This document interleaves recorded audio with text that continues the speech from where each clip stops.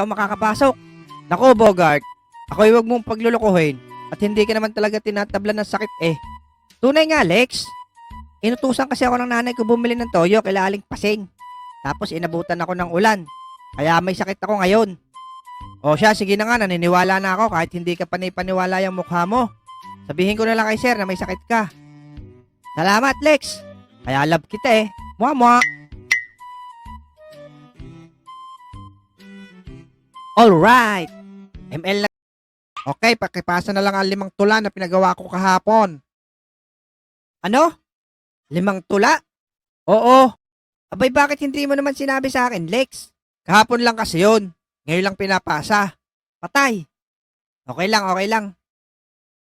Okay, after that, please pass your 5 essay with 1,000 words each. Ano? May essay pa? Tapos 1,000 words.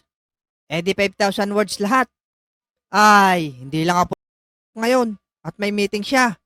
Talaga? Oo. Salamat naman. Masamang panaginip lang pala.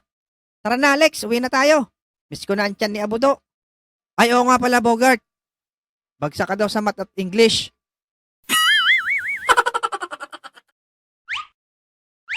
Teka, Manong. Nadikit yung ano nyo. Ay, sorry, Totoy.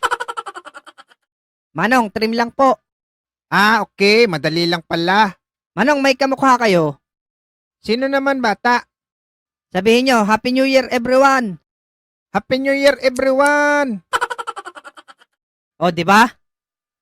Sige, Manong, tutulog muna ako. Medyo puyat kasi ako eh. Natanggal ang tinga ni Pugi. Ako, yari, paano to? Ah, alam ko na. What? Yan, okay na siguro to. Ano to, Manong? Ano nangyari sa tenga ko? Bakit nagkaganito?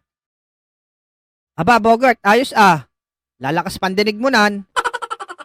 Loko ka, Manong. Anong ginawa mo sa tenga ko?